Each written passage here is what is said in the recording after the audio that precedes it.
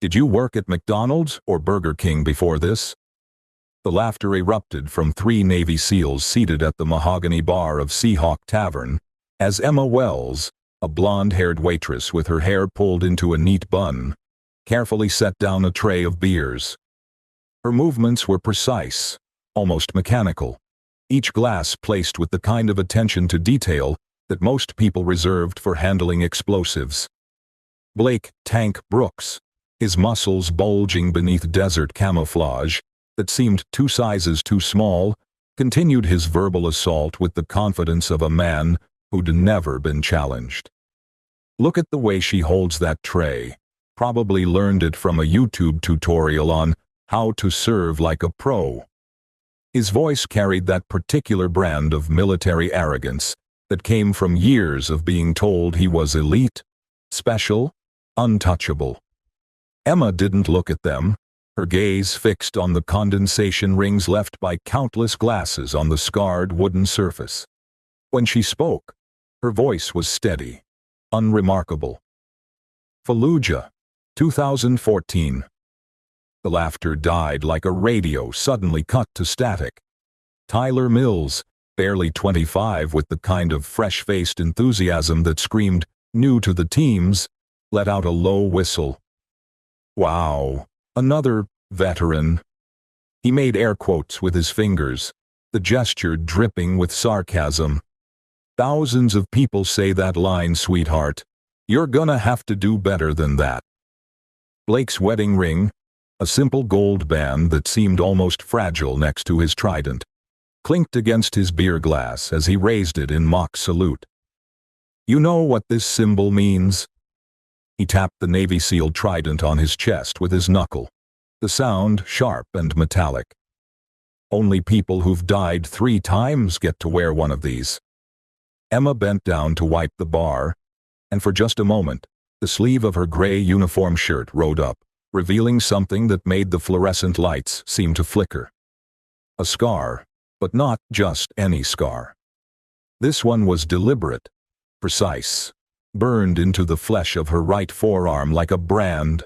The shape was unmistakable to anyone who knew what to look for.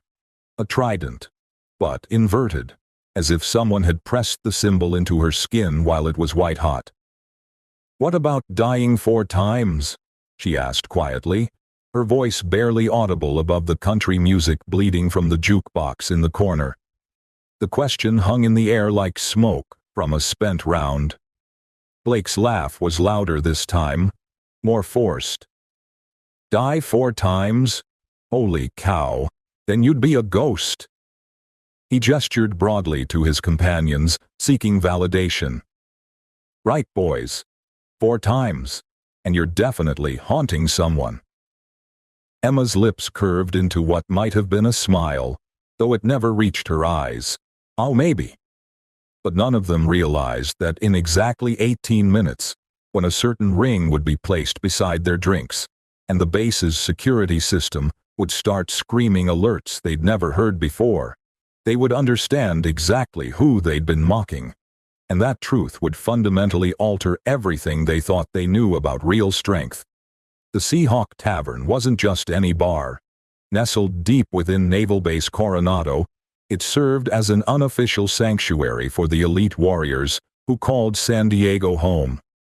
The walls were decorated with photographs spanning decades. SEAL teams in Vietnam, Iraq, Afghanistan, and a dozen other places that didn't officially exist in any government records.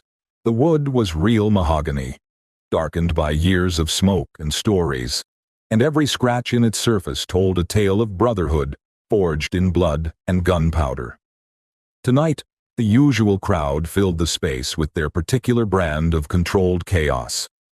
Off-duty SEALs clustered around high-top tables, their conversations a mixture of dark humor and technical jargon that would sound like gibberish to civilians. The air carried the scent of beer, leather, and that indefinable smell of men who'd spent their lives jumping out of perfectly good aircraft into very bad situations. Emma moved through this testosterone-charged environment like a shadow, refilling glasses and clearing plates with an efficiency that spoke of muscle memory. She'd been working here for 3 months, and in that time, she'd become part of the furniture, noticed only when something was needed, invisible the rest of the time. Blake Brooks had been coming to the Seahawk for 4 years, ever since he'd earned his Trident and the right to drink among the Brotherhood. At 6'3" and 230 pounds of military-grade muscle, he commanded attention wherever he went. His file listed him as Senior Chief Petty Officer Blake Brooks, but everyone called him Tank, a nickname earned during his 3rd deployment when he'd single-handedly cleared a building complex that was supposed to require a full squad. Tyler Mills was the newest addition to Blake's inner circle, having completed SEAL training just 8 months earlier. Where Blake was all raw power and intimidation, Tyler was energy and enthusiasm barely contained in a regulation haircut and pressed uniform. He hung on Blake's every word like a disciple studying gospel, desperate to prove himself worthy of the trident he wore with pride. The 3rd member of their group was conspicuously absent tonight. Danny Rodriguez was stuck on duty, monitoring communications for a training exercise that had gone longer than expected. This left Blake and Tyler to their own devices, always a dangerous combination when alcohol was involved and someone needed to be reminded of their place in the military hierarchy. "You know what I love about this place?" Blake said, gesturing around the bar with his half-empty bottle. "Everyone here has earned the right to be here.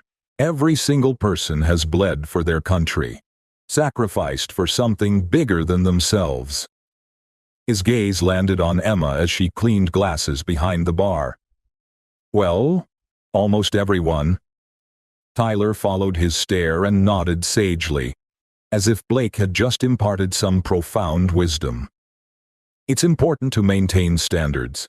You let civilians start infiltrating sacred spaces, pretty soon they'll be everywhere, pretending they understand what we've been through." Emma's hands never paused in their work, but something in her posture shifted, a subtle straightening of her spine that spoke of long-ingrained discipline. Neither SEAL noticed the change, too absorbed in their own rhetoric to pay attention to details. "Exactly," Blake continued, warming to his theme. "Take our waitress here. Probably grew up in some safe suburban neighborhood, never had to worry about anything more dangerous than a paper cut. Now she's here, serving drinks to warriors, probably going home to tell her friends about all the tough military guys she knows." The music from the jukebox shifted to something harder, guitars that seemed to mirror the tension building in the room. Other patrons were beginning to take notice of Blake's raised voice, their own conversations dying down as they tuned in to what was becoming a very public discussion. Madison Reed, the head bartender, glanced over from where she was restocking bottles of premium whiskey. Madison had been working at the Seahawk for 6 years, long enough to recognize the warning signs of trouble brewing. She'd seen this scene play out before. Bored SEALs picking on someone they perceived as weak, alcohol amplifying their natural aggression, until someone said or did something that couldn't be taken back. "Maybe we should dial it back a notch," Madison said, her voice carrying the authority of someone who'd seen enough bar fights to know how they started. "Emma's just doing her job." Blake's attention swiveled to Madison like a predator sensing challenge. "And what job is that exactly? Professional pretender? Expert at fooling people into thinking she belongs here?" Emma's cleaning motion paused for just a fraction of a second, so briefly that anyone not watching carefully would have missed it entirely. But Tyler was watching, his young eyes sharp with the hypervigilance that came from months of training designed to notice the smallest details that might mean the difference between life and death. "Did you see that?" Tyler murmured to Blake, his voice low but still carrying across the suddenly quiet bar. "See what?" "The way she moved. When you said that about pretending to belong here." Tyler's brow furrowed as he tried to process what his instincts were telling him. For just a second, she looked like she was calculating something. Blake laughed, but there was an edge to it now. Calculating what? How to best complain to management about customers having opinions. Emma set down her cleaning rag and moved to the next section of the bar, her path taking her closer to where Blake and Tyler sat. As she walked, several of the other patrons noticed something that the two SEALs had missed. Emma's gait wasn't the casual shuffle of a civilian service worker. She moved with her weight slightly forward on the balls of her feet, her hands naturally positioned where they could reach tools or weapons, her head on a constant, subtle swivel that took in every entrance, every face, every potential threat. Hunter Gray, a 20-year Navy veteran who'd seen enough action to recognize a fellow warrior, set down his beer and watched Emma work with growing interest. Hunter had lost his left leg to an IED in Helmand Province, and now worked as a civilian contractor, training new SEALs in urban warfare tactics. His eye for detail had been honed by years of staying alive in places where the wrong assumption got you killed. If you've ever been underestimated or mocked for who you appear to be, this story will hit you right in the heart. Smash that like button right now and subscribe, because these stories of hidden strength need to be heard. And hey, I'm curious, where are you watching this from? Drop your country in the comments below. I love connecting with viewers from around the world who understand what it means to be judged by appearances. As Emma reached for a clean glass from the overhead rack, the motion caused her sleeve to ride up again. And this time, Hunter got a clear look at the scar on her forearm. What he saw made his breath catch in his throat. The burned-in trident wasn't just inverted. It was surrounded by other marks, smaller scars that formed a pattern Hunter recognized from classified briefings he'd attended years earlier. "Holy cow," Hunter whispered, so quietly that only his drinking companion heard him. "What's wrong?" asked Chief Petty Officer Mike Johnson, following Hunter's gaze to where Emma was polishing glassware with mechanical precision. "That scar on her arm. I've seen something like it before." "Where?" Hunter shook his head slowly. "Classified briefing. About 5 years ago. They showed us photos of... Never mind. Probably just a coincidence." But even as he said it, Hunter knew it wasn't a coincidence. The pattern was too specific, too precise. Someone had put those marks there deliberately, and whoever had done it possessed knowledge that was supposed to be buried in files so classified that most generals didn't have clearance to read them. Meanwhile, Blake had decided that Emma's silence was an invitation to escalate his campaign of humiliation. "You know what? I'm curious about something." He stood up from his bar stool, his imposing frame casting a shadow across the bar. "You said Fallujah, 2014. That's pretty specific for someone just throwing out random military references." Emma continued her work, but Tyler noticed that her movements had become even more precise, as if she was conserving energy for something. "Maybe she looked it up on Wikipedia," Tyler suggested, though he sounded less certain than before. "Maybe," Blake agreed, stepping closer to the bar. "Or maybe she figures if she throws around enough military terms, people will buy her story. Problem is, I was in Fallujah in 2014. Second Battle of Fallujah. Operation Phantom Fury follow-up operations. Spent 7 months in that hellhole." For the first time since the conversation started, Emma looked directly at Blake. Her eyes were blue-green, the color of deep ocean water, and there was something in them that made Tyler's trained instincts start screaming warnings. "Grid coordinates 32 SMB 578943, she said quietly. Blake's beer bottle froze halfway to his lips. Those coordinates were burned into his memory, marking the location of a safe house that had saved his life, during the worst firefight of his career. It wasn't information you could find on Wikipedia or in any public database. It was the kind of tactical intelligence that only someone who'd been there, in that specific place at that specific time, would know. How do you know those coordinates? Blake's voice had lost its mocking tone, replaced by something harder and more dangerous.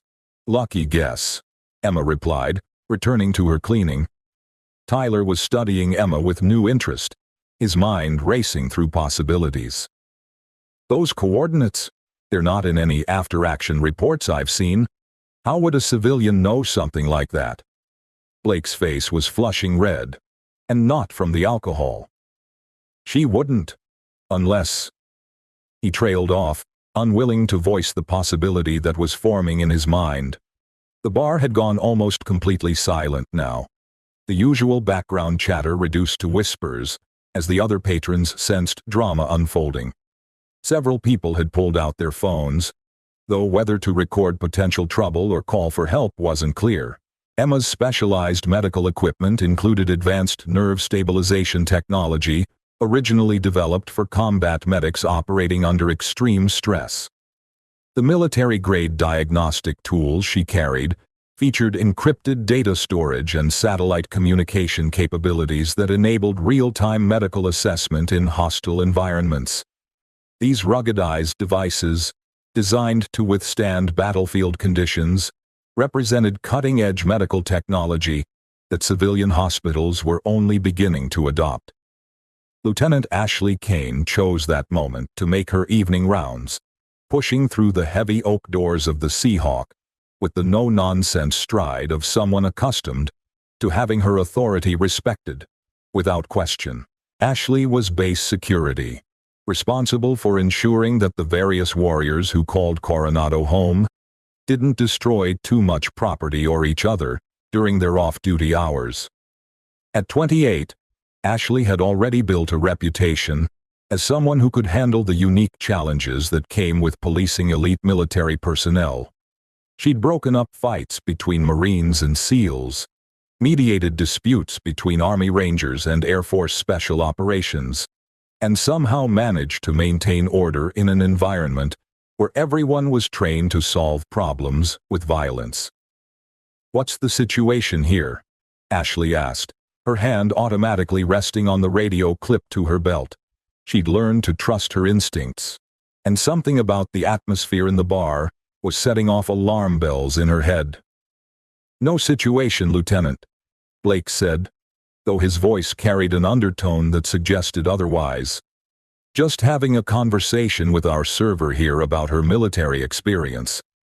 Ashley's gaze shifted to Emma, taking in the woman's calm demeanor despite the obvious tension in the room. "Is there a problem, miss?" "No problem," Emma replied. "Just doing my job." But Ashley's training had taught her to look beyond surface appearances, and what she saw didn't add up. Emma's posture was too controlled, her awareness too acute. These weren't the characteristics of a civilian service worker. They were the ingrained habits of someone with extensive tactical training. "Can I see some identification?" Ashley asked, her tone professional but firm. Emma reached into her apron pocket and produced a California driver's license, handing it over without protest. Ashley examined the ID carefully, noting the address, the issue date, the photograph that matched the woman standing before her. Everything looked normal, legitimate, unremarkable. Except for one detail that made Ashley's pulse quicken. The license was real, but it was too real. Too perfect. The kind of documentation that intelligence agencies produced when they needed someone to have a completely clean, completely unremarkable civilian identity. Ashley had seen similar IDs during her time working with various federal task forces, and they always made her suspicious. "Emma Wells," Ashley read aloud, "says here you live in Oceanside. How long have you been working at the Seahawk?" 3 months, Emma replied. "And before that?" "Various jobs, restaurants mostly." It was the kind of vague answer that raised more questions than it answered, but before Ashley could probe deeper, Tyler interjected, with a question that would change everything. "If you were really in Fallujah, you'd know about the phantom frequencies," Tyler said, his young face earnest with the need to prove his own knowledge. "Radio frequencies that kept showing up on our equipment but weren't supposed to exist. Only people who were actually there would know about that technical glitch." Emma's hands stilled completely, for the first time since the conversation began. When she looked at Tyler, there was something new in her expression. Not fear or confusion, but calculation. "Frequencies 279.4 and 316.8 megahertz," she said quietly. "They weren't a glitch." The silence that followed was so complete that the only sound was the distant hum of the air conditioning system. Tyler's face went pale, because those specific frequencies were mentioned in exactly one classified after-action report, filed under security protocols so strict that only a handful of people in the entire military had clearance to read it. Blake's beer bottle slipped from nerveless fingers, shattering against the hardwood floor in an explosion of glass and foam that seemed unnaturally loud in the sudden quiet. "Those frequencies are classified," he whispered. "Yes," Emma agreed. "They are." Hunter Gray stood up slowly from his table, his prosthetic leg making a slight clicking sound as it locked into position. "I think," he said carefully, "that we might want to reconsider some assumptions we've been making." Ashley's hand moved to her radio, but she hesitated, unsure exactly what she was dealing with. The woman standing behind the bar looked like a perfectly ordinary civilian, but she was discussing classified intelligence with the casual ease of someone who'd not only had access to it, but had been there when it was gathered. "I'm going to need to run a background check," Ashley said, though her voice lacked its earlier certainty. Emma nodded. "Of course, though you might want to use your secure terminal for that search." The suggestion hung in the air like a challenge. Secure terminals were reserved for accessing classified databases, the kind of information that required special clearance and authorization. Ashley found herself wondering why a civilian waitress would know enough to suggest using one. Tyler was still processing what he'd heard, his mind struggling to reconcile the woman before him with the intelligence she'd just displayed. "Those frequencies," the report said, they were being used for coordination between unidentified units, off-the-books operations that didn't officially exist. Emma began cleaning up the broken glass with the same methodical precision she brought to everything else, but Tyler noticed that she cleared a specific pattern around the shards, one that would allow for rapid movement in any direction if the situation turned dangerous. "A lot of operations didn't officially exist," Emma said as she worked. "Doesn't mean they weren't necessary." Blake was staring at her with the intensity of a man trying to solve a puzzle that might get him killed if he got the answer wrong. "Who are you?" he asked bluntly. Emma looked up from the broken glass, and for just a moment, her carefully maintained mask slipped. What Blake saw in her eyes made his blood run cold. Not the gaze of a confused civilian, but the flat, assessing stare of someone who'd looked death in the face and walked away. "I'm a waitress," Emma said simply. "That's all I am now." The word "now" carried implications that made everyone in the immediate vicinity suddenly very aware of how isolated they were in this corner of the bar. Ashley's hand tightened on her radio, though she still wasn't sure who she would call or what she would tell them. Madison, who had been watching the entire exchange with growing concern, decided it was time to intervene. "Maybe we should all take a step back," she suggested. "Emma's been nothing but professional since she started working here. Whatever you think you're dealing with, I'm sure there's a reasonable explanation." But Hunter Gray was shaking his head slowly. "No," he said. "There's not. Not for this. Not for what we just heard." Tyler's mind was racing, connecting dots that formed a picture he didn't want to believe. The phantom frequencies were first documented during Operation Blackwater, but that operation doesn't exist in any official records. It was scrubbed from all databases 5 years ago. Emma's cleaning motion paused for just a fraction of a second, so briefly that most people would have missed it. But Tyler had spent months learning to notice the smallest details, and that tiny hesitation told him everything he needed to know. Operation Blackwater, Tyler continued, his voice growing stronger as pieces fell into place. A joint task force that was supposed to eliminate a high-value target in Syria. 6 operators went in. Only 1 came out. And that one... He trailed off, staring at Emma with dawning recognition. Ashley's radio crackled to life with routine base communications, but the sound made everyone jump as if they'd been shot at.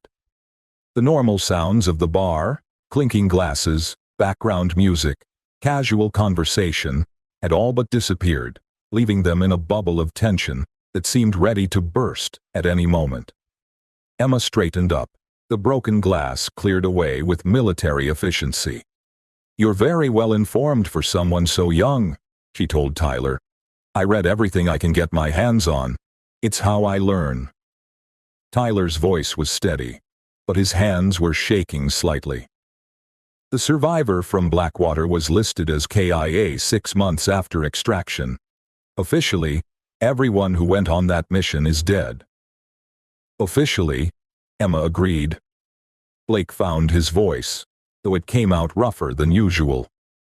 "If you're suggesting what I think you're suggesting, then you're claiming to be someone who doesn't exist. Someone who died 5 years ago." Emma's smile was sad and tired, and infinitely more dangerous than anything Blake had ever seen. People die all the time. Not all of them stay dead. The philosophical implications of that statement were lost on Ashley, who was trying to process the tactical situation she'd stumbled into. Her training had prepared her for drunk sailors and brawling Marines, not potential encounters with operators from black programs that officially didn't exist.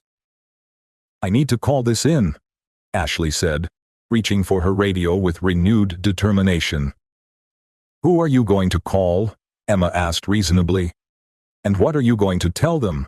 That you think the waitress at the Seahawk might be a dead seal?" Ashley's hand froze on the radio. Put like that, it sounded insane, but the evidence of her own senses was telling her that whatever was happening here, it was far beyond anything in her training manual. Tyler was studying Emma's face with the intensity of someone trying to memorize every detail. The lone survivor from Blackwater. Codename was Raven. Female operator. Age classified. Service record classified. Everything about her was classified. He paused, swallowing hard. Even her real name. "Especially her real name," Emma corrected quietly. Hunter Gray spoke up from his table, his voice carrying the weight of hard-earned experience. "I've been watching this whole thing, and I've got to tell you, I've never seen anyone clean up broken glass like that. The pattern, the efficiency, the way she positioned herself for maximum tactical advantage, that's not civilian training." Blake was struggling with cognitive dissonance that threatened to break his brain. Everything he believed about hierarchy and recognition and earning respect was crashing up against evidence that the woman he'd been mocking might outrank everyone in the building. "What? This is insane," Blake muttered. "You're a waitress. You bring me beer and clean tables. You can't be some kind of super soldier from a black ops program." Emma looked at him with something that might have been pity. "Why not? Did you think operators from classified programs had secret badass tattooed on their foreheads? Did you expect them to wear their service records like name tags?" The question hung in the air, highlighting the absurdity of Blake's assumptions. Of course, covert operators would look ordinary. That was the entire point. Tyler's phone buzzed with an incoming message, and the notification sound seemed unnaturally loud in the charged atmosphere. Without thinking, he glanced at the screen, and what he saw there made his blood freeze. "Holy cow," Tyler whispered, his face going pale. "What is it?" Blake demanded. Tyler held up his phone, showing a text from Danny Rodriguez. "Emergency at base ops. 3 KIA from training accident. All hands report immediately." The irony was brutal. They were debating the existence of someone who might have prevented such accidents, while 3 real people lay dead from exactly the kind of training exercise that Black Ops teams were designed to make safer. Emma's expression didn't change, but her posture shifted in a way that Hunter recognized from his own combat experiences. She was processing the information and calculating response options with the speed and efficiency of someone for whom this kind of decision-making was second nature. "Training accident," Emma said quietly. "What kind of training?" Tyler looked at his phone again, scrolling through follow-up messages. "Live fire exercise. Something went wrong with the range safety protocols." Emma's jaw tightened almost imperceptibly. "Which range?" "Building 7, the urban warfare course." For the first time since the conversation began, Emma showed genuine emotion, a flash of something that might have been anger or grief, or both. "Building 7 has been compromised for 6 months. I filed a report about structural weakness in the observation tower." The words dropped like bombs into the silence. Ashley's training kicked in, and she found herself asking the tactical question. Filed a report with whom? Emma's eyes met hers, and Ashley saw depths there that spoke of responsibilities and knowledge that went far beyond anything a civilian should possess. With people who don't officially exist, investigating problems that don't officially happen, Blake's world was tilting on its axis. "You're saying you've been conducting some kind of investigation? Here, on this base?" "I'm saying that 3 people are dead who shouldn't be dead, and that's not acceptable." The simple statement carried a weight of authority that made everyone in the immediate area stand a little straighter. This wasn't the voice of someone making excuses or deflecting blame. It was the voice of someone who took personal responsibility for outcomes and was prepared to act on that responsibility. Ashley made a decision that would haunt her career for years to come. "I'm going to run that background check now. Full spectrum, classified databases included." Emma nodded. "You should. But Lieutenant, you might want to clear the area first. When those results come back, there are going to be a lot of questions that don't have comfortable answers." Tyler was staring at his phone, watching updates flow in about the training accident. 3 names, 3 families that would be getting visits from notification officers, 3 sets of personal effects that would need to be packed and shipped home, and all of it because safety protocols that should have been updated months ago were still using outdated procedures. "The report you filed," Tyler said slowly, "was it about more than just structural problems?" Emma's silence was answer enough. Blake was fighting a losing battle against evidence that threatened to destroy everything he thought he knew about his place in the military hierarchy. "Let's say, hypothetically, that you are who these guys seem to think you are. Why would you be working as a waitress? Why hide in plain sight like this?" Emma's smile was sharp as a blade. "Because people see what they expect to see. They see a woman in a service uniform, and they assume she's harmless. They see someone cleaning tables, and they think she's beneath their notice. It's the perfect cover for observation and assessment." "Assessment of what?" Ashley demanded. "Of threats to operational security that come from inside the system instead of outside it." The implication hit like a physical blow. Ashley's mind raced through the possibilities: corruption, espionage, black market weapons sales, any number of scenarios that would require the kind of investigation that couldn't be conducted through official channels. Hunter Gray spoke up from his table, his voice carrying the gravitas of hard-won experience. In Afghanistan, we had a saying, "The most dangerous enemy is the one who looks like a friend," but it works both ways. Sometimes the most valuable ally is the one who looks like nobody special. Tyler's phone buzzed again, this time with a message that made him physically recoil. The training accident. Initial investigation suggests equipment failure. Specifically, observation tower collapse during live fire exercise. Emma closed her eyes for a moment, and when she opened them, there was steel there that hadn't been visible before. 3 more names for the wall. 3 more families destroyed because someone ignored a safety report. Blake was staring at her with dawning recognition. You're not just investigating security breaches. You're investigating negligence, criminal negligence that gets people killed. Among other things, Ashley's radio crackled with urgent chatter about the training accident, investigators being called in, evidence being secured. But she found herself more interested in the woman standing behind the bar, who seemed to know more about what had happened than anyone who'd been officially briefed. "How did you know about Building 7? Ashley asked. "Who gave you access to conduct that kind of inspection?" Emma's answer was simple and devastating. The same people who are going to want answers when they find out that report was buried in a filing cabinet instead of being acted upon. The words carried implications that extended far beyond the Seahawk Tavern. Someone with enough authority to task a deep-cover operative was going to be very unhappy when they learned that safety recommendations had been ignored, resulting in preventable deaths. Tyler was scrolling through more updates, his face growing paler with each new detail. One of the KIA was Danny Rodriguez. The name hit Blake like a physical blow. Danny had been his partner, his friend, his protégé. They'd served together for 2 years, saved each other's lives more times than either could count. And now Danny was dead, because someone had decided that fixing a structural problem wasn't worth the expense.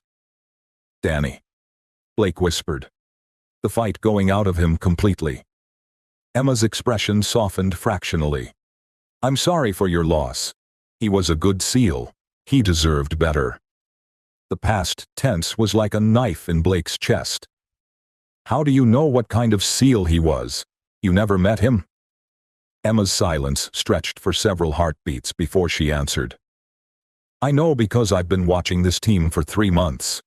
I know their strengths, their weaknesses, their potential. Danny Rodriguez was one of the best tactical minds I've observed in years. His loss is going to create gaps that will be difficult to fill."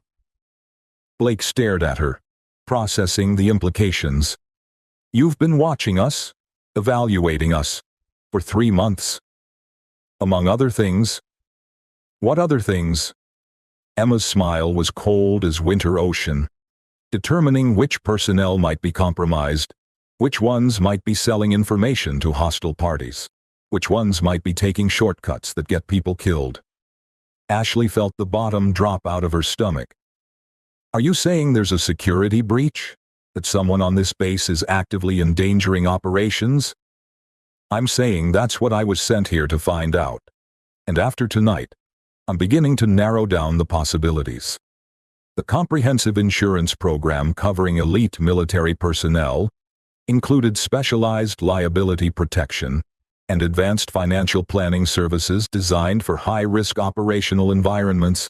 These exclusive financial products offered cryptocurrency investment options and international asset protection that standard civilian policies couldn't provide, ensuring complete financial security for personnel whose careers involved classified operations and extended overseas deployments."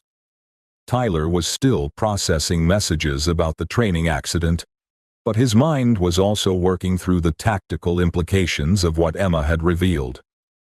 "If you're conducting a security investigation, then everyone on this base is a potential suspect, including us."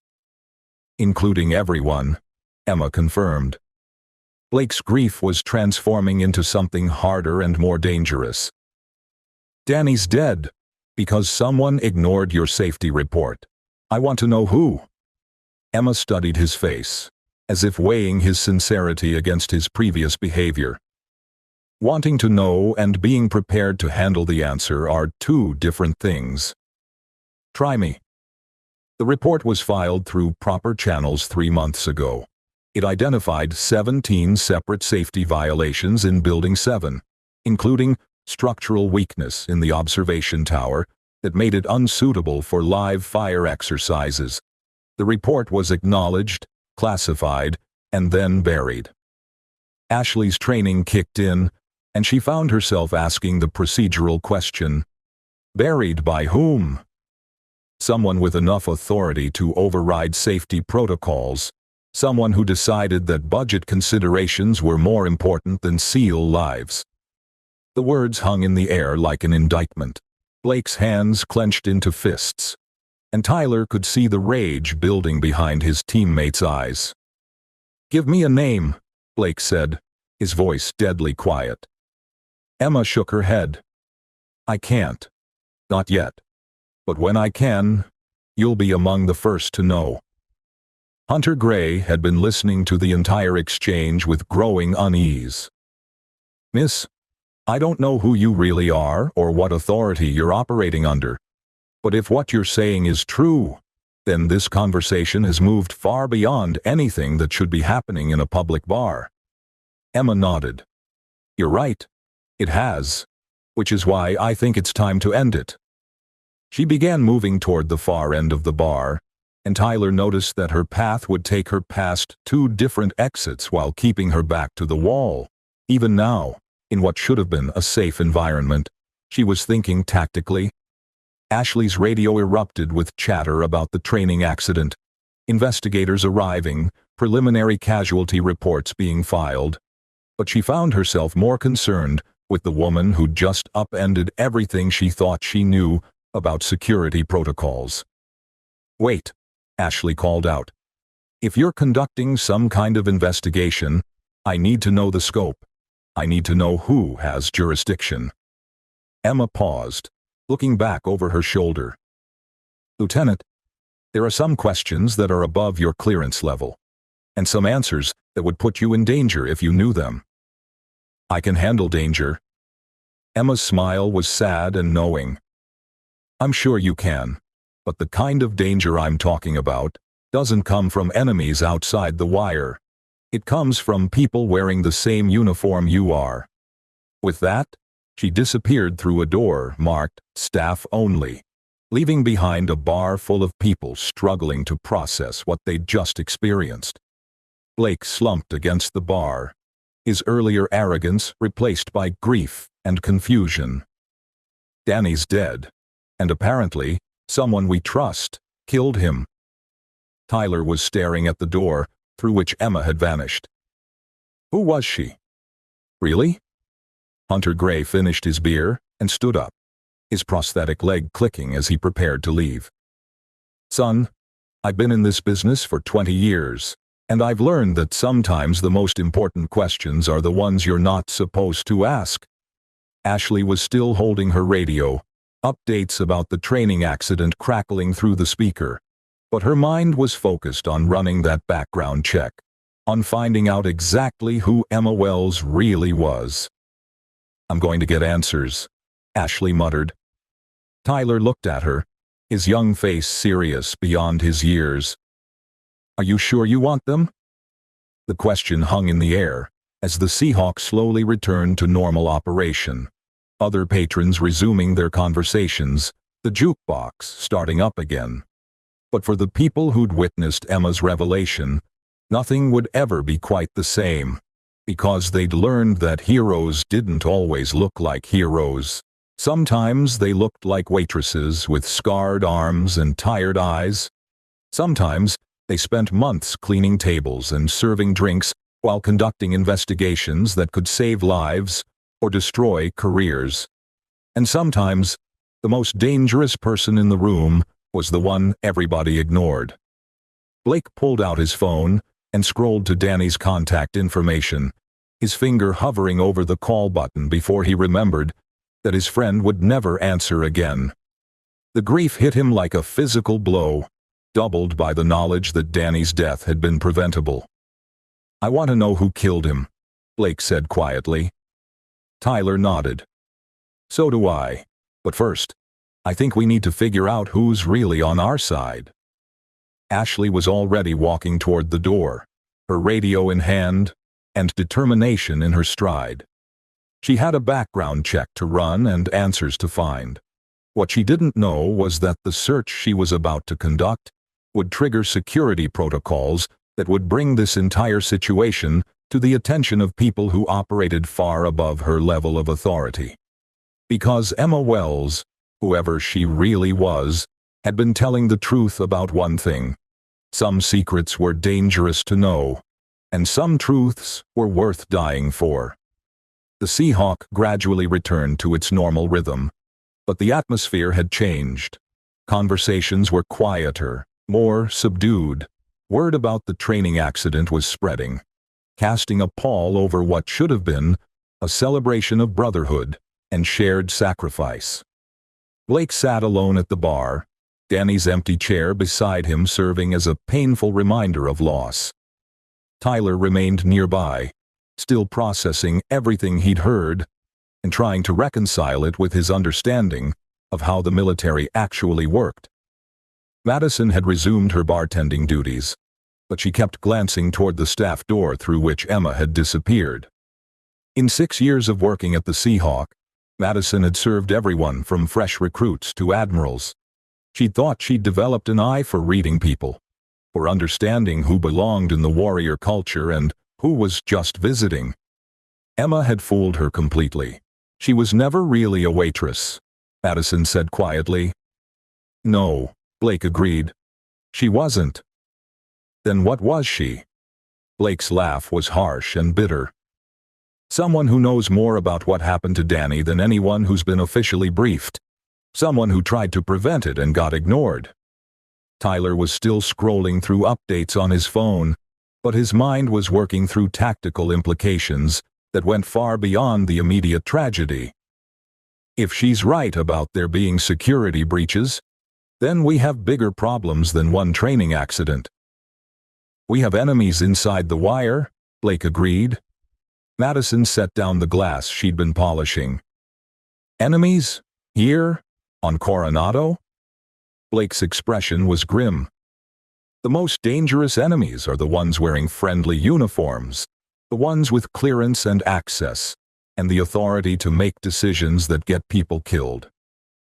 Outside the Seahawk, Ashley was walking rapidly toward the security office, her mind racing through protocols and procedures that might give her access to the information she needed. The background check on Emma Wells would be the first step, but Ashley suspected it would raise more questions than it answered. What Ashley didn't know was that the moment she entered Emma's name into the classified database, automated systems would begin tracking her queries, noting her clearance level, and flagging her access for review by entities that had been monitoring the situation at Coronado for months. Because Emma Wells wasn't the only person operating under false identity on the base, and the investigation she'd been conducting was about to become far more complicated than anyone had anticipated. Inside the Seahawk, Tyler's phone buzzed with another message, this one from a number he didn't recognize. The text was brief and cryptic. Building 7 wasn't an accident.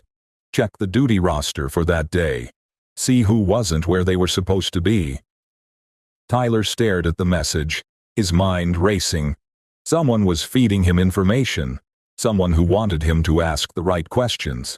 But who? And why? Blake noticed Tyler's expression. What is it? Tyler showed him the message. Someone's trying to help us figure this out. Blake read the text, his jaw tightening. Or someone's trying to manipulate us into looking in the wrong direction. Only one way to find out, Tyler said, pulling up the duty roster database on his phone. What they found there would shatter their faith in the system they'd sworn to defend. because the roster showed several key personnel absent from their assigned duties on the day of the training accident. Personnel who should have been overseeing safety protocols. Personnel who had been pulled away for administrative duties that had no official record. Someone had deliberately created gaps in the safety net. Someone had wanted that training exercise to go wrong, and somewhere in the labyrinthine corridors of Naval Base Coronado, Emma Wells was preparing to take the investigation to its next level. A level that would bring truth to light, no matter how many careers it destroyed in the process. Because 3 good SEALs were dead, and someone was going to pay for that. Ashley's footsteps echoed down the corridor as she made her way to the security office, her radio crackling with ongoing updates about the training accident. 3 body bags. 3 notification officers preparing for the worst part of their jobs. 3 families about to learn that their heroes weren't coming home. But Ashley's mind wasn't on protocol or procedure. It was focused on the woman who just walked away from the most intense conversation of Ashley's career. A woman who somehow knew classified frequencies, grid coordinates, and safety reports that didn't officially exist. The security office was located in Building 3, a nondescript concrete structure that housed the base's most sensitive operations. Ashley's clearance got her through 2 checkpoints, but accessing the classified database would require additional authorization. She settled into the secure terminal, her fingers hesitating over the keyboard as Emma's words echoed in her memory. You might want to use your secure terminal for that search. How had a civilian waitress known that classified searches required secure access? Ashley typed in her credentials and waited for the system to authenticate her clearance level. The screen flickered, displaying options for different database searches. She selected Personnel Background Check, Classified, and entered the name Emma Wells. The system processed for longer than usual, cycling through multiple databases, cross-referencing information that Ashley didn't have clearance to see. When the results finally appeared, they made her blood run cold. Emma Wells, Classification, Restricted Access Background Check. Requires Omega-level clearance. Unauthorized access will be reported to Joint Chiefs. Ashley stared at the screen, her mouth dry. Omega-level clearance was reserved for the highest echelons of military intelligence. She'd never even met anyone who had that kind of access. But Emma Wells, a waitress at the Seahawk Tavern, required that level of authorization just to view her background. Before Ashley could decide what to do next, her secure phone rang. Not her radio, not her regular cell phone, but the encrypted device that was only supposed to be used for emergencies involving national security.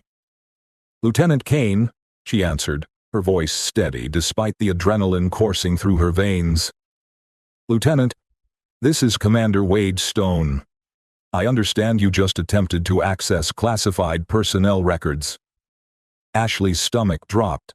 Commander Stone was the base commander, a man who reported directly to admirals and had been known to make careers disappear with a single phone call. Yes, sir. I was conducting a background check on someone I encountered during my security rounds. Someone named Emma Wells. Yes, sir. There was a long pause, filled only with the sound of Ashley's racing heartbeat. Lieutenant, I need you to report to my office immediately. And Kane, don't discuss this with anyone. That's a direct order. The line went dead, leaving Ashley staring at her phone and wondering if she'd just destroyed her career by asking the wrong questions about the right person. Back at the Seahawk, Tyler was still analyzing the duty roster, his mind working through inconsistencies that painted a disturbing picture. Blake sat beside him, grief and rage warring for control of his emotions as the reality of Danny's death sank in. Look at this, Tyler said, pointing to his phone screen. On the day of the training accident, 3 key safety officers were pulled away for what's listed as administrative review. but there's no record of what that review was about, or who authorized it. Blake leaned closer, studying the information. Chief Petty Officer Marcus Webb, Lieutenant Commander Sarah Mitchell, and Warrant Officer David Kim. All three should have been overseeing Building 7's safety protocols. And all three were conveniently absent when the tower collapsed. Madison continued cleaning glasses, but she was listening to every word. 6 years of working at the Seahawk had given her an education in military operations that rivaled most college courses, and what she was hearing sounded like deliberate sabotage. "You're talking about conspiracy," Madison said quietly. "About people deliberately getting your friend killed." Blake's hands clenched into fists.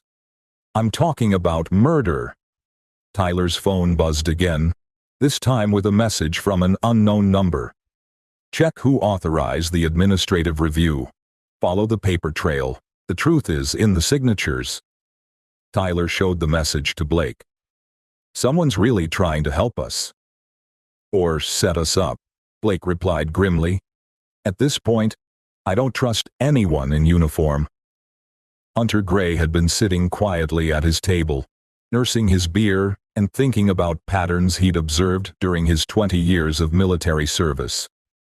The conversation he'd witnessed between Emma and the SEALs had triggered memories of other encounters, other people who'd seemed ordinary until circumstances revealed their true nature. "Mind if I join you boys?"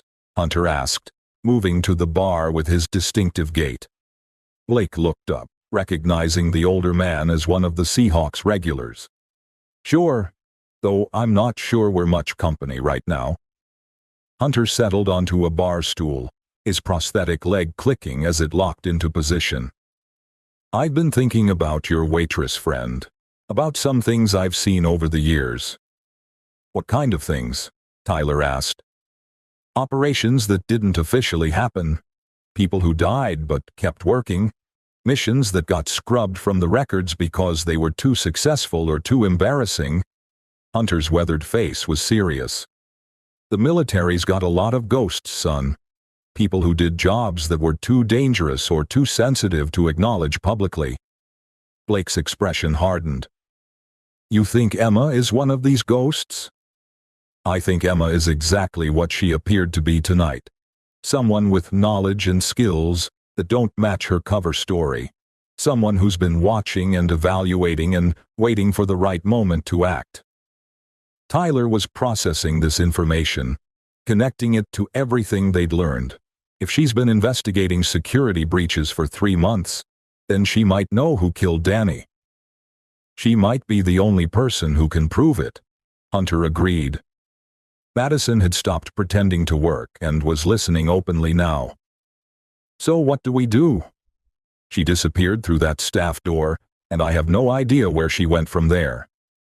"We wait," Blake said grimly. "Because if she's half the operator I think she is, she'll be back. People like that don't leave missions unfinished." But Emma wasn't coming back to the Seahawk, not tonight. She was 3 buildings away, standing in a secure communications center that officially didn't exist, speaking to people whose names appeared on no organizational charts. "Phoenix Protocol is active," Emma said into the encrypted microphone. "The security breach is confirmed. We have 3 KIA and evidence of deliberate sabotage."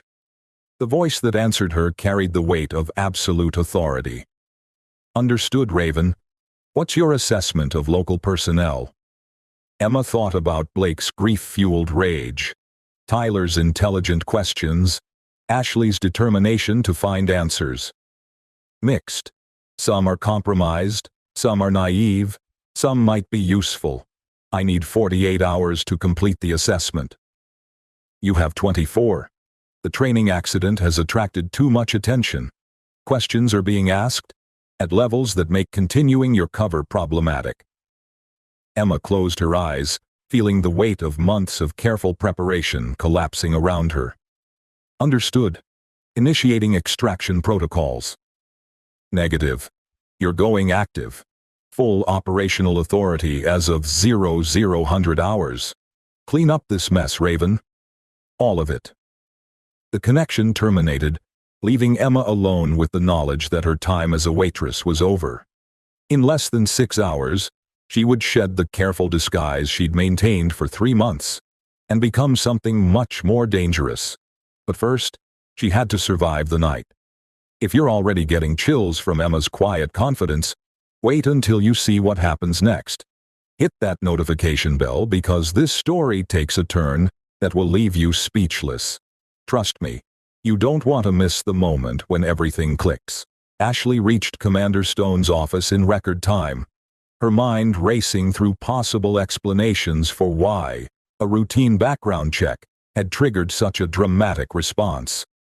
The commander's office was located on the top floor of the administration building, protected by multiple layers of security that reminded visitors exactly who held power on this base. Commander Wade Stone was 53 years old, with steel gray hair and eyes that had seen too much violence to ever look completely at peace. He'd served in Iraq, Afghanistan, and several conflicts that didn't appear in any official records. His office walls were covered with photographs spanning 3 decades of military service, but Ashley noticed that certain periods were conspicuously absent from the chronological display. "Sit down, Lieutenant," Stone said without preamble. "We need to discuss what you've stumbled into." Ashley took the offered chair, her posture automatically straightening into perfect military bearing. "Sir, I was conducting a routine background check as part of a security investigation. I didn't realize the subject required special clearance." Stone studied her with the calculating gaze of someone accustomed to making life-and-death decisions based on incomplete information. Emma Wells isn't her real name. She's operating under deep cover authority that extends from the Joint Chiefs level. Your background check triggered automated security protocols that brought her mission to my attention. Ashley felt the bottom drop out of her stomach. "Her mission, sir?" For the past 3 months, she's been investigating security breaches that have resulted in compromised operations and unnecessary casualties. The training accident that killed 3 SEALs tonight was part of a pattern she's been tracking. The implications hit Ashley like a physical blow. Someone on this base has been deliberately sabotaging operations. Someone with access, authority, and detailed knowledge of our operational security. Someone who's been selling information to hostile parties or eliminating personnel who might expose their activities. Stone's expression was grim. Someone who knew that tonight's training exercise would result in casualties. Ashley's mind raced through the possibilities. "Do we know who?" "We're about to find out. Because you accessing her records just accelerated our timeline considerably." Stone stood up, moving to a secure safe built into the wall behind his desk. "What I'm about to show you is classified beyond your current clearance level, but circumstances require that you be briefed on operational details." He removed a thick folder marked with security classifications Ashley had never seen before. Operation Blackwater, 6 years ago. Joint Task Force sent to eliminate high-value targets in Syria. Mission was compromised from the inside. 5 operators killed, 1 survived but was listed as KIA for operational security reasons. Stone opened the folder, revealing photographs that made Ashley's breath catch. Action shots of elite operators in combat gear, their faces obscured by equipment and shadow. But one photo showed a female operator without her helmet, and the resemblance to Emma Wells was unmistakable. "Commander Raven Cross," Stone continued, "leader of the most successful Black Ops team in modern military history, officially dead for 6 years, actually operating under deep cover, tracking the sources of intelligence leaks that got her team killed."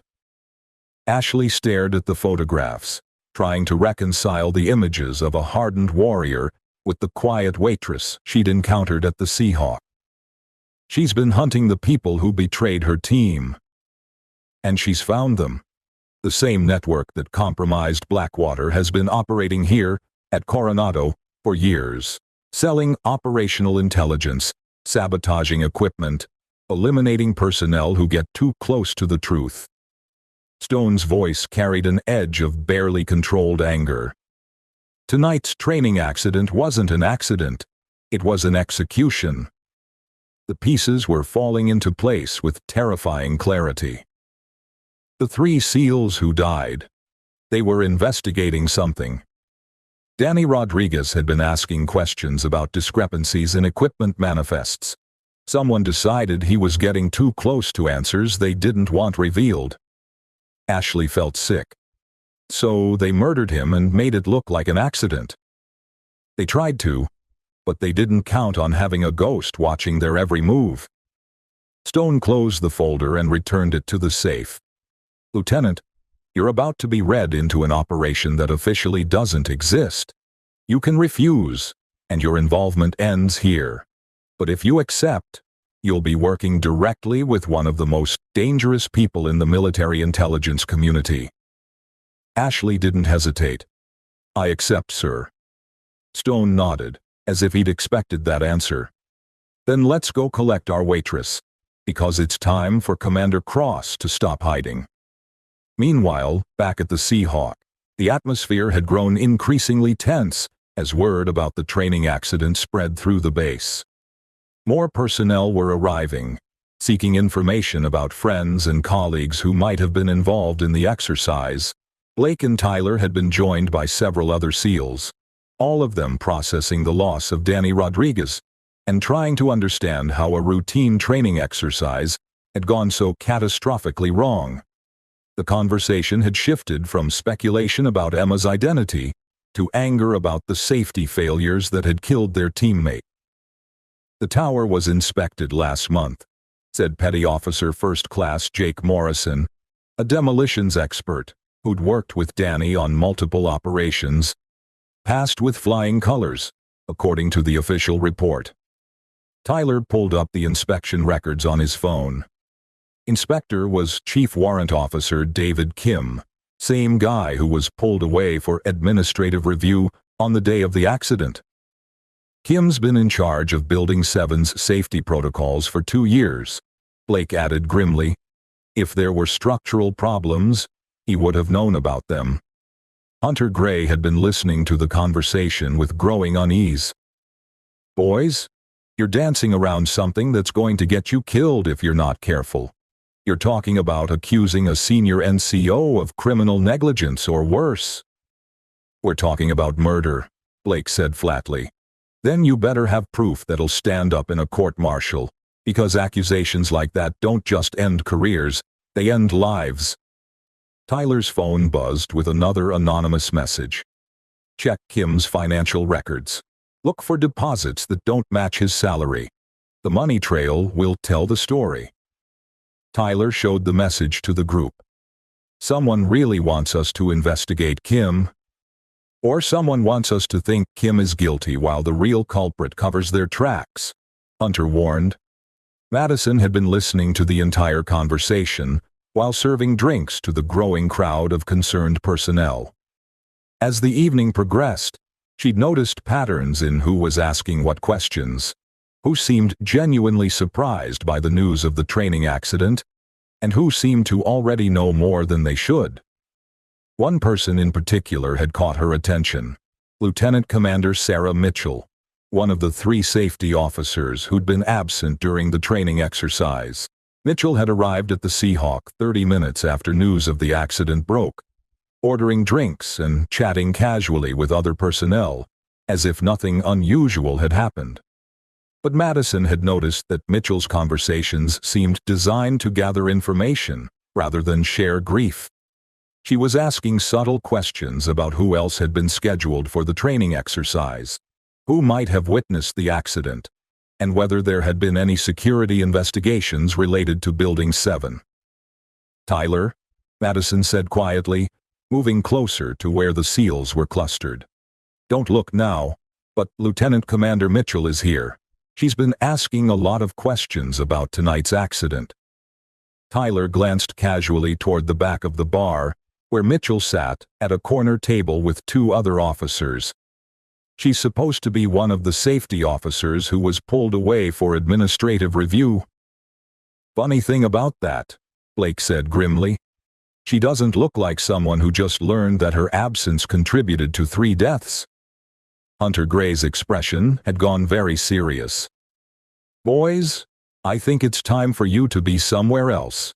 This conversation is attracting the wrong kind of attention. But before anyone could move, the lights in the Seahawk flickered and dimmed.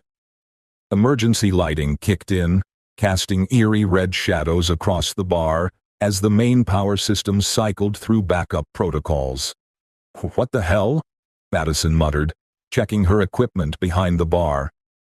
Tyler's phone showed no signal, and Blake discovered that his radio was receiving only static. Communications are down, Blake reported. Hunter Gray was already moving toward the exit, his prosthetic leg clicking rapidly as he tried to reach the door. But it wouldn't open. The electronic locks had engaged, sealing everyone inside the Seahawk until power was restored, or someone with override authority chose to release them. Ladies and gentlemen, a voice announced over the bar's PA system. Please remain calm. We're experiencing a temporary security lockdown. Normal operations will resume shortly. But the voice belonged to Lieutenant Commander Mitchell, and she was speaking into a handheld radio that somehow still had connectivity when everyone else's communications were dead. Blake's training kicked in, and he found himself automatically assessing the tactical situation. 60+ personnel trapped in a confined space, communications down, electronic locks engaged, and at least one person with override authority who might not have their best interests at heart. This isn't a power failure, Blake told Tyler grimly. This is a containment operation. Tyler's mind raced through possibilities, all of them bad. Someone's worried about what we might have figured out. They're buying time to clean up loose ends. Madison had ducked behind the bar, her bartender's instincts telling her to seek cover when situations turned dangerous. But she could see Mitchell speaking urgently into her radio, and the words she caught made her blood freeze. Witnesses contained. Proceeding with sterilization protocol. The Advanced Tactical Training Program utilized cutting-edge educational technology and legal consultation services specifically designed for military transition specialists. These comprehensive courses included classified protocol training and legal advisory services that helped veterans navigate complex career transitions while maintaining security clearances and protecting sensitive operational knowledge throughout their civilian integration process. That's when the staff door burst open and Emma Wells stepped into the red-lit chaos of the Seahawk. But she wasn't the quiet waitress anymore. She moved with the fluid precision of a predator, her awareness encompassing every person, every exit, every potential threat in the space. "Everyone get down," Emma commanded, her voice carrying absolute authority that made hardened seals obey without question. Mitchell's head snapped up, her radio frozen halfway to her lips. "You're supposed to be dead." Emma's smile was sharp as a knife. "People keep saying that. I'm starting to take it personally." The confrontation that followed happened so quickly that most witnesses would later struggle to describe the sequence of events. Mitchell reached for the pistol holstered at her hip, but Emma was already moving, crossing the distance between them with inhuman speed. The gun never cleared its holster. Emma's hand closed over Mitchell's wrist with crushing force, applying pressure to nerve points that sent the weapon clattering to the floor. Mitchell tried to break free, but Emma's other hand found the nerve cluster at the base of her neck, applying just enough pressure to drop her opponent without causing permanent damage. "Sterilization protocol canceled," Emma said into Mitchell's radio. "Raven is active. All units stand down." The response came immediately. "Confirmed, Raven. Lockdown lifted. Emergency teams en route." The electronic locks disengaged with soft clicks, and the main power returned, flooding the Seahawk with normal lighting that seemed blindingly bright after the emergency illumination. But nobody moved, everyone still processing what they'd just witnessed. Emma stood over Mitchell's unconscious form, her posture relaxed but ready for additional threats. When she looked around the room, Blake saw something in her eyes that made everything click into place. The flat, assessing gaze of someone who'd made killing a science and survival an art form. "Holy cow," Tyler whispered. "You really are Ravencross." Emma's attention focused on him like a laser. "You shouldn't know that name." "I read everything I can get my hands on, including classified after-action reports that mentioned a female operator with a 100% mission success rate." Tyler swallowed hard. "You're supposed to be the best of the best." "I was the best," Emma corrected. "Now I'm just tired." Blake was staring at Mitchell's unconscious form. She was going to kill everyone in here. She was going to try.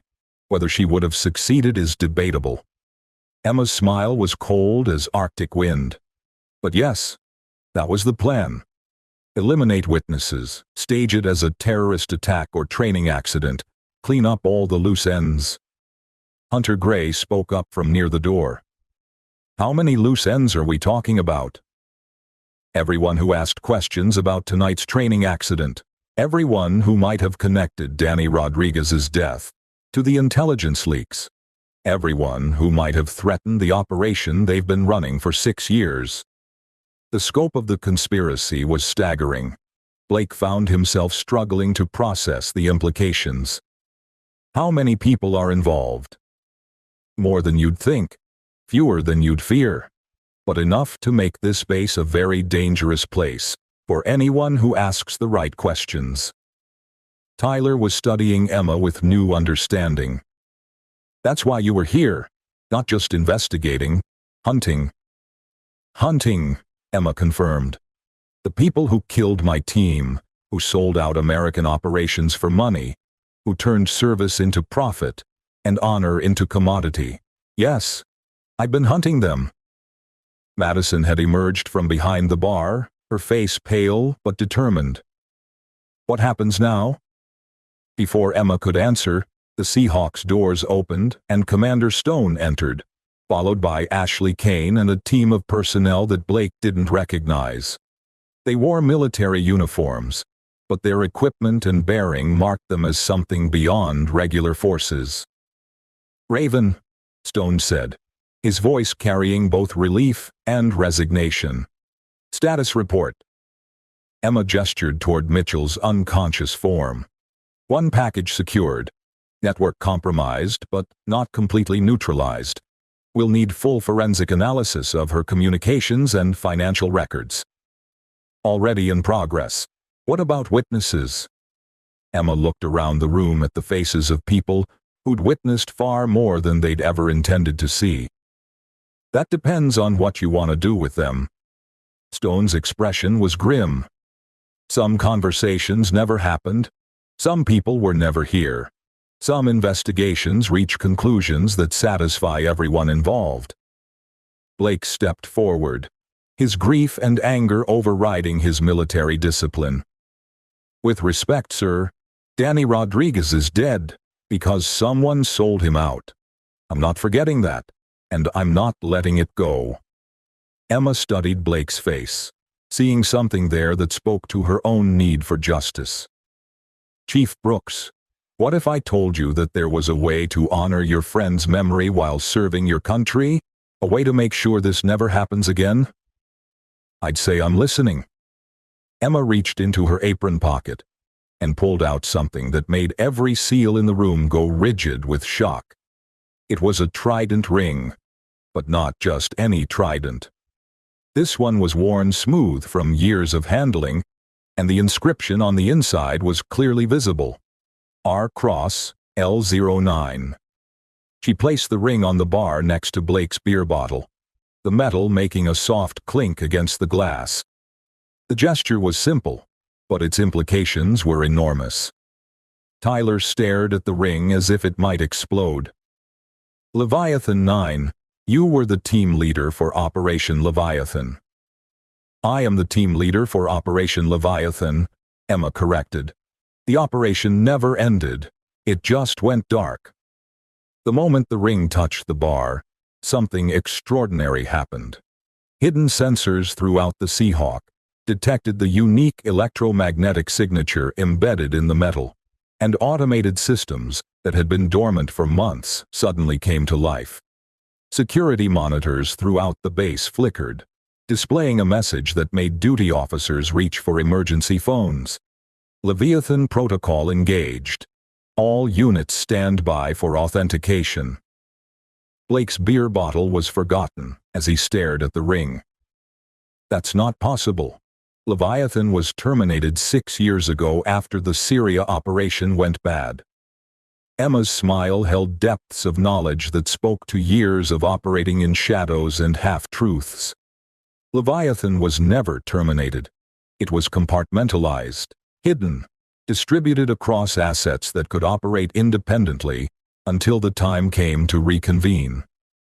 Hold on to your seats because we're about to witness something extraordinary. If this story is keeping you on the edge, share it with someone who needs to see that real power doesn't always announce itself. The reveal coming up will blow your mind. Tyler's phone was buzzing frantically with incoming alerts, but his attention was fixed on Emma as she continued her explanation. For 6 years, individual Leviathan assets have been tracking the intelligence leak that got our team killed. We've identified networks, followed money trails, documented corruption that reaches into the highest levels of military command. We? Blake asked. There are 12 of us left, scattered across different assignments, different identities, all working toward the same goal. Emma's voice carried the weight of years spent pursuing justice. Tonight was supposed to be the end of it, the final operation that would expose the entire network and bring down everyone involved. Hunter Gray had been listening with growing amazement. That's why the communications went down. That's why the lockdown happened. They knew you were about to move. They knew someone was getting close, but they thought it was Danny Rodriguez. Emma's expression hardened. They killed him to prevent him from uncovering evidence that could expose them. What they didn't realize was that Danny was working for us. The revelation hit Blake like a physical blow. Danny was Leviathan. Danny was our inside source. He'd been feeding us information about equipment sabotage, personnel assignments, operational security breaches. His death wasn't just murder, it was the elimination of our primary intelligence asset. Tyler was processing the implications with the rapid-fire analysis that had made him such an effective SEAL. If Danny was feeding you information, then you know exactly who's involved in the conspiracy. Emma nodded toward Mitchell's unconscious form.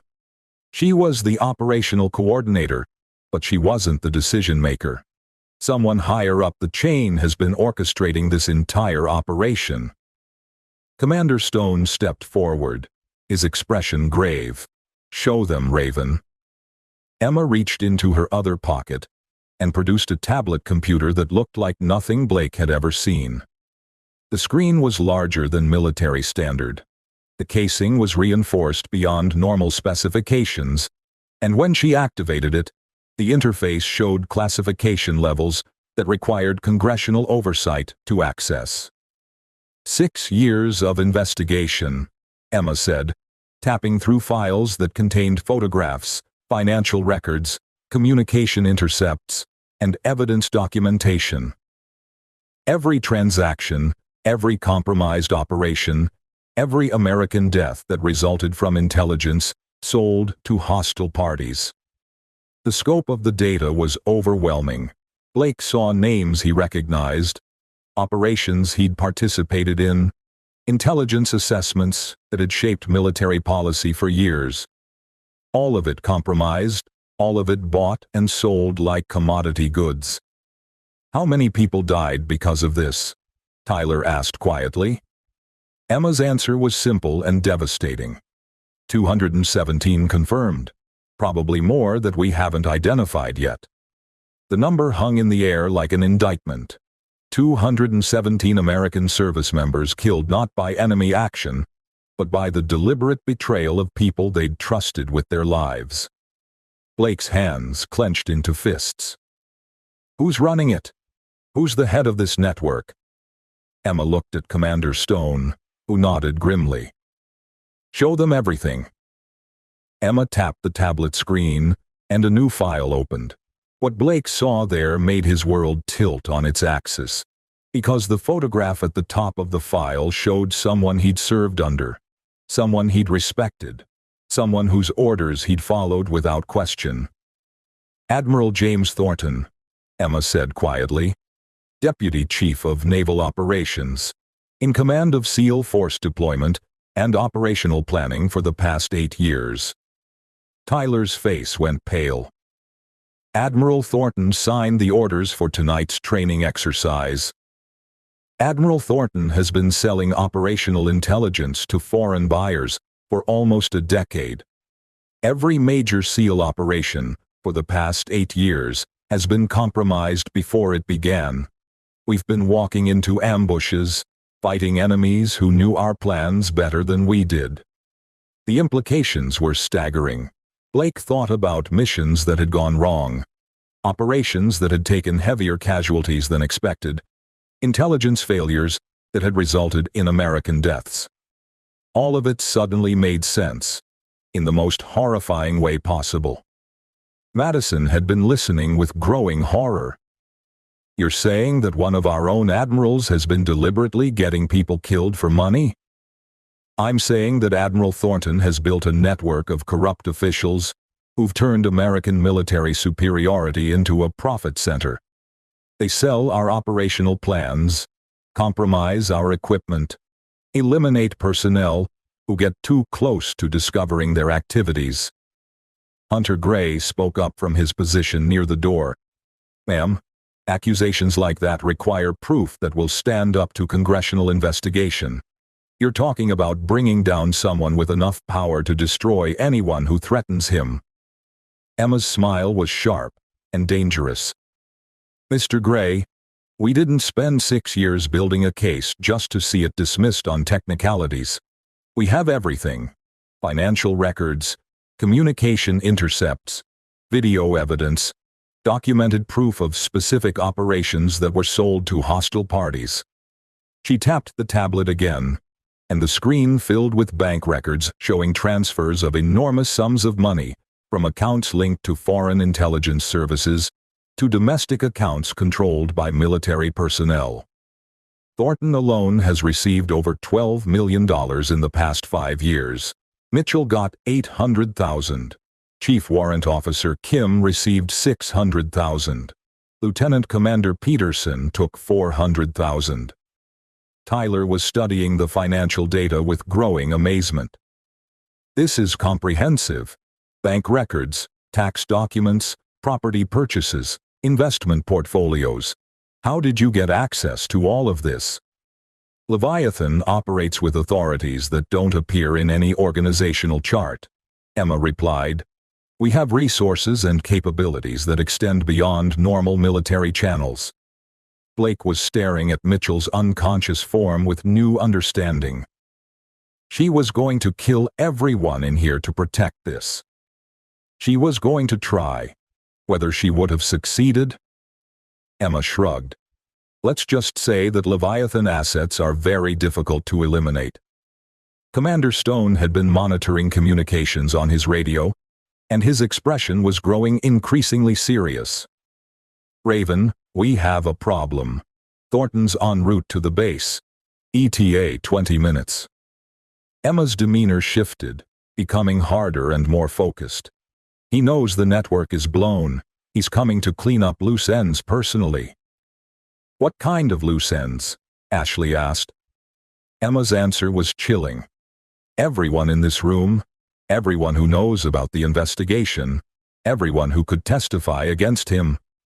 Tyler's military training kicked in, and he found himself analyzing the tactical situation. If he's coming here with hostile intent, we need to evacuate civilians and establish defensive positions. There's nowhere to run, Emma said simply. Thornton has resources throughout this base. Security personnel, communications networks, command authority. He can lock down every building, cut off every escape route, eliminate every witness. Blake stood up, his grief and anger crystallizing into cold determination.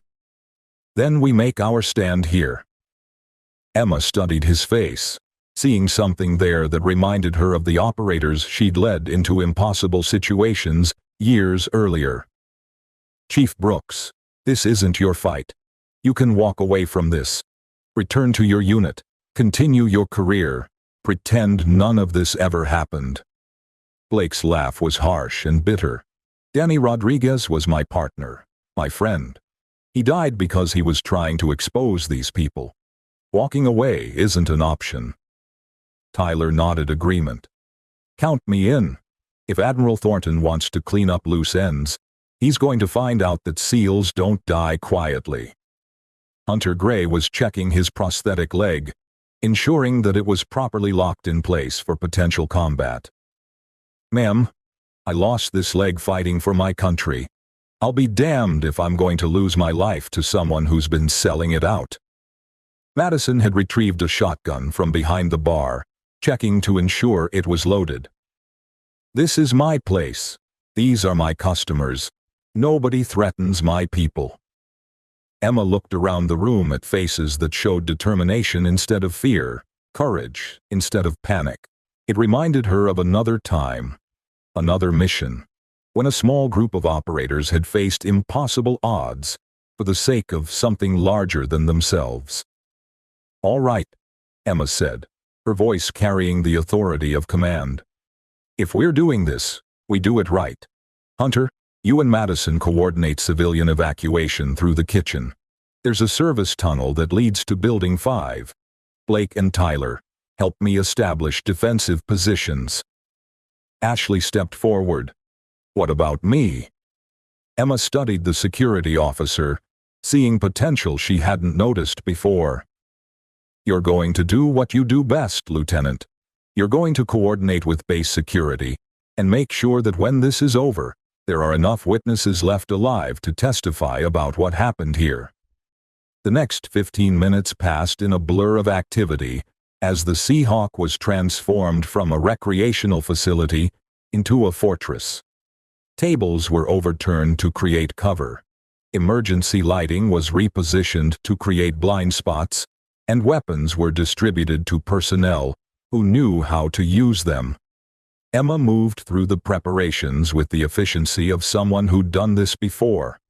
But Blake noticed that she kept checking her watch, as if she was waiting for something specific to happen. You're expecting backup, Blake observed. I'm expecting justice, Emma replied. The other Leviathan assets have been positioning themselves for months. When Thornton arrives, he's going to find himself facing more than he bargained for. Tyler was monitoring communications on his restored radio, tracking incoming traffic that painted a picture of base-wide confusion. Multiple units responding to conflicting orders, some personnel being told to secure the Seahawk, others being ordered to evacuate the area. It's like there are two different command structures operating simultaneously. Emma's smile was predatory. That's because there are. Thornton's network is trying to maintain control, but Leviathan has been systematically undermining their authority for months. Right now, nobody knows who to follow or what orders to obey. The chaos was deliberate, Emma explained. For 6 years, Leviathan assets had been placing themselves in key positions throughout the military hierarchy.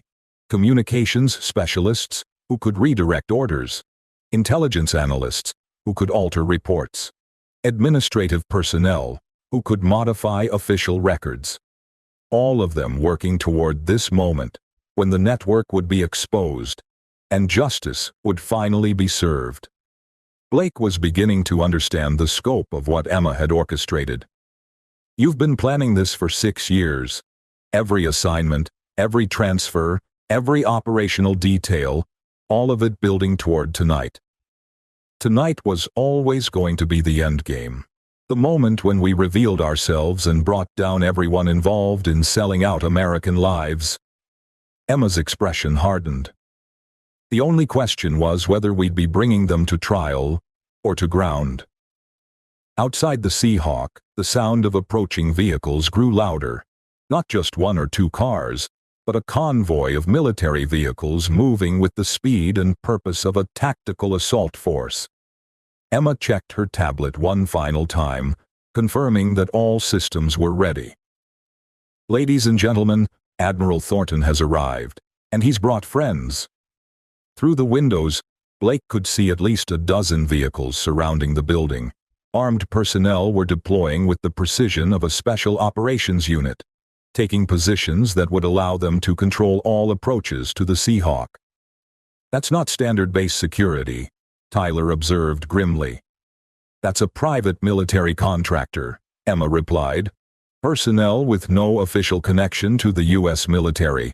Deniable assets who can eliminate witnesses without creating political complications." The reality of their situation was becoming clear. This wasn't going to be a military justice investigation or a congressional hearing.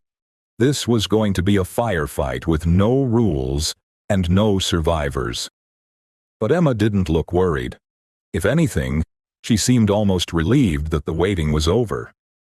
"Chief Brooks," she said formally, "are you ready to find out who really killed your friend?"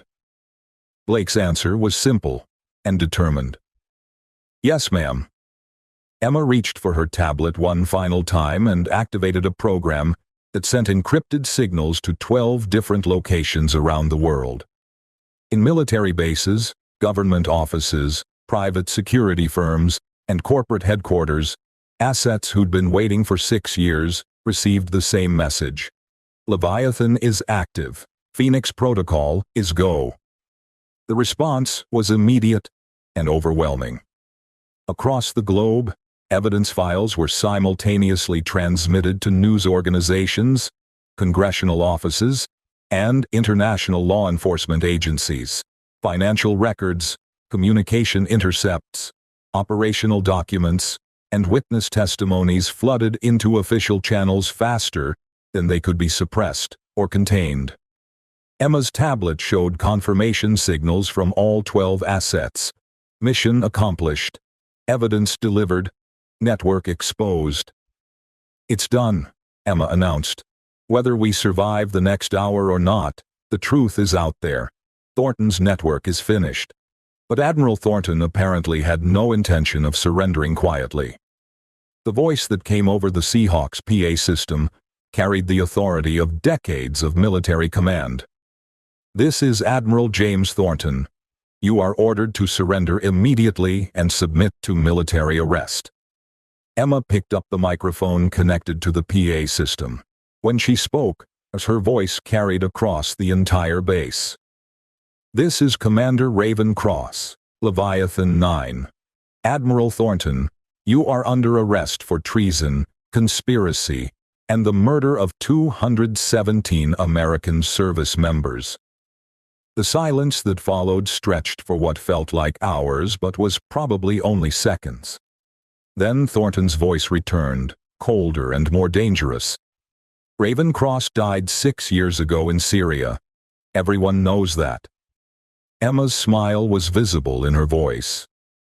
"Reports of my death have been greatly exaggerated, Admiral, but reports of your corruption are about to become very public. What happened next would be remembered as one of the most significant moments in modern military history. Not because of the tactics employed or the weapons used, but because of what it represented.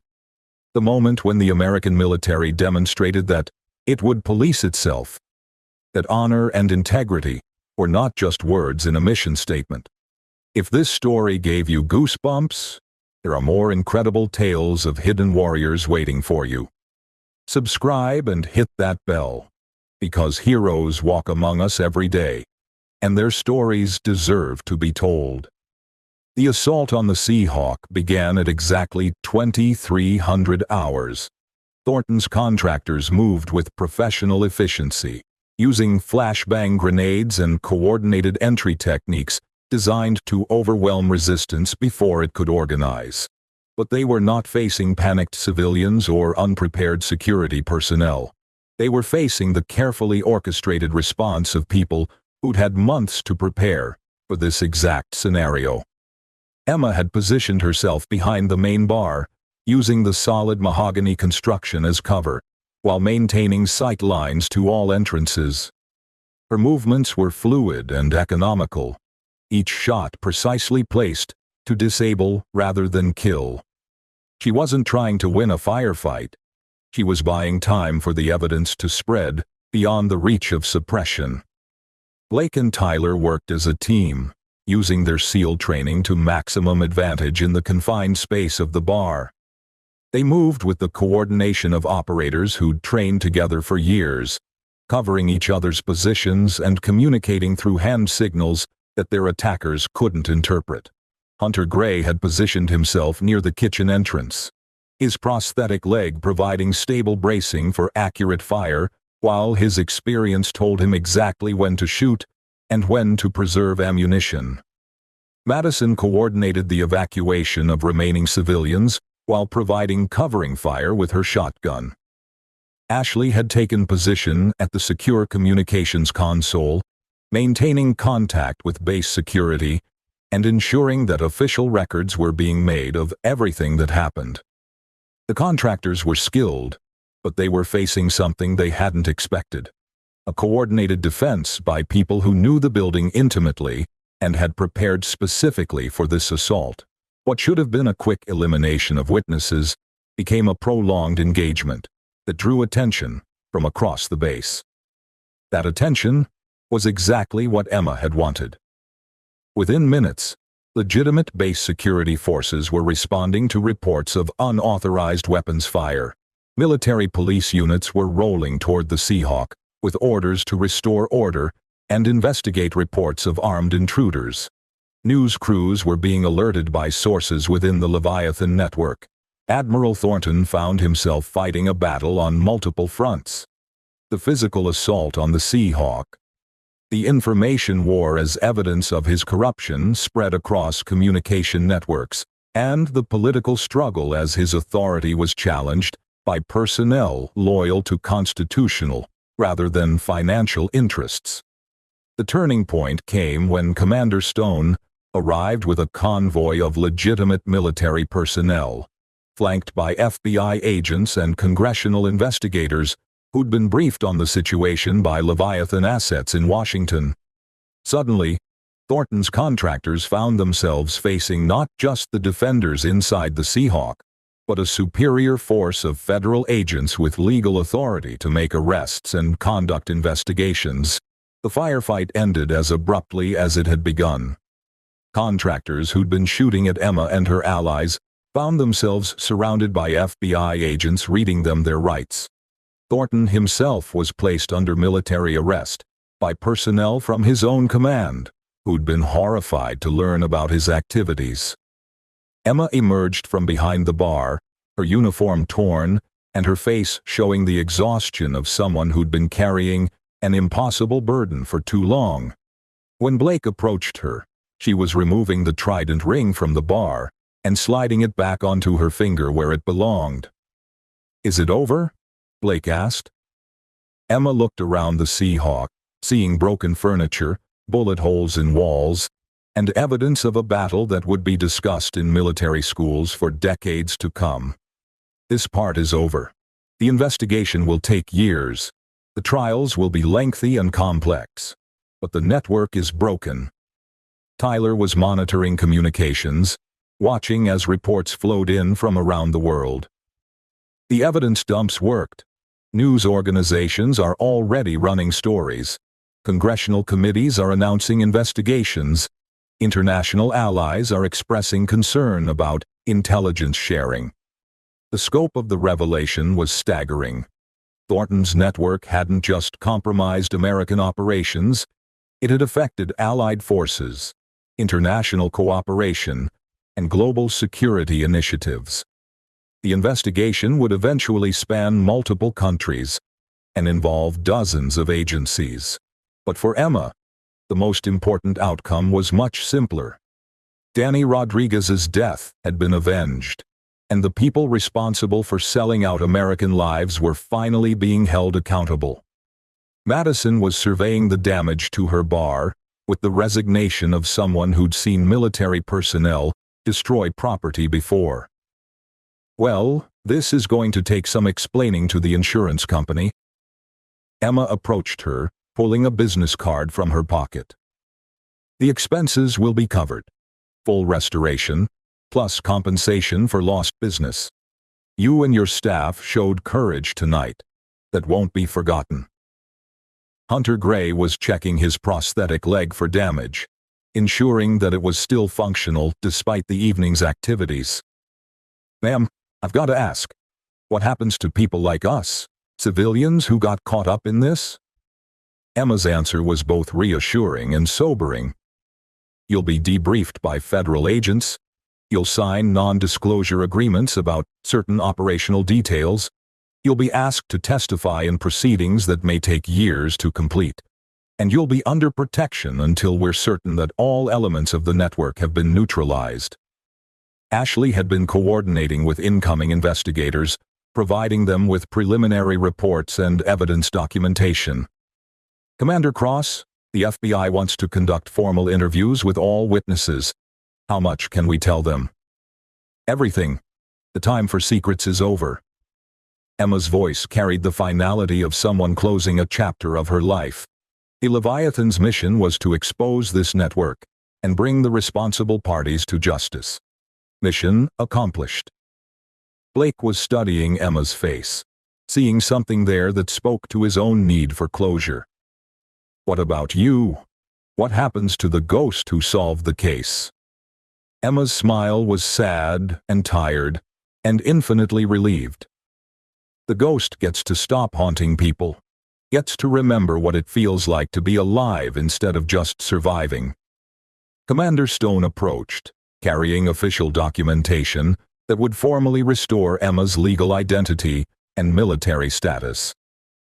"Raven, the Joint Chiefs want to see you. Full briefing, complete operational review, discussion of future assignments." Emma took the papers, but she didn't look at them immediately. Instead, she was staring at the Trident ring on her finger, remembering the 5 operators who'd died in Syria, and the 6 years she'd spent ensuring their sacrifice hadn't been in vain. "Future assignments," she repeated thoughtfully. "I think I've had enough of living in shadows. It's time to remember what it feels like to serve in the light." Tyler was still monitoring communications, tracking the global response to the evidence revelations. "Ma'am, there's something you should know. Other networks are going active. Leviathan wasn't the only program tracking corruption in military and intelligence communities." Emma looked up sharply. "Phoenix Protocol?" "Phoenix Protocol has been activated. Assets are moving worldwide. This wasn't just about bringing down Thornton's network. It was about exposing corruption throughout the entire defense and intelligence establishment." The implications were staggering. Emma had thought she was concluding a 6-year mission of revenge and justice. Instead, she'd apparently triggered a much larger operation that would reshape American national security for decades to come. Her secure phone rang, displaying an encrypted number she hadn't seen in years. When she answered, the voice on the other end was familiar. "Raven, this is Phoenix 1. Congratulations on completing your mission. We need to talk." Emma closed her eyes, feeling the weight of new responsibilities settling on her shoulders. "How soon?" "Tonight. There are 12 other networks that we've identified. The work is just beginning." Emma looked around the Seahawk one final time, seeing faces of people who'd been willing to risk everything for the sake of truth and justice. Blake, Tyler, Hunter, Madison, Ashley. All of them had chosen to stand up when it mattered, to fight for something larger than themselves. "I'll be there," Emma said into the phone. "But Phoenix? This time we do it in the open. No more ghosts, no more shadows. If we're going to clean house, we do it where everyone can see." The voice on the other end was amused. "Understood, Raven. Welcome to the new paradigm." As federal agents began processing the scene and conducting interviews, Emma walked outside into the cool San Diego evening.